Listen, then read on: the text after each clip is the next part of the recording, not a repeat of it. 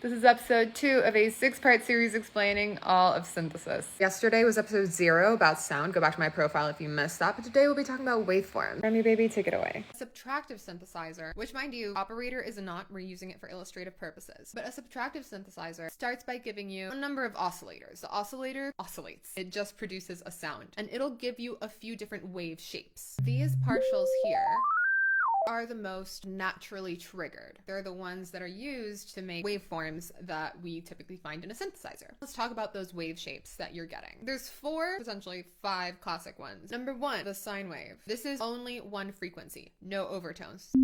This is a triangle. You'll notice it only plays the odd numbered partials. They obviously get quieter as you get higher. If you're extra curious, it happens to be 1 over n squared. So this is a third partial. It's 1/9 the volume of the first. The fifth one would be 1/25, so on and so forth. Because it's 1 over n squared, they get quiet really fast. So we're not hearing much once it gets high. That leaves us with what we call a very warm sound. It's not quite as bright as some of the other waveforms. It's a little less soft and sweet than the sine wave, but it's still not super aggressive.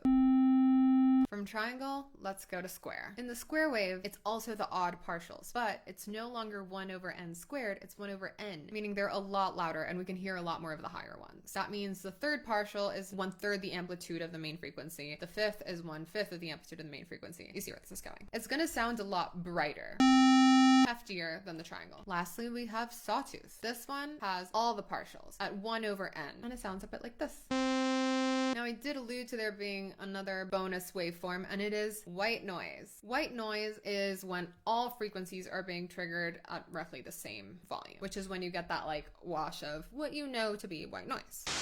If you open up a wavetable, it'll default to these basic shapes, and you'll be able to choose from them or even slide into them.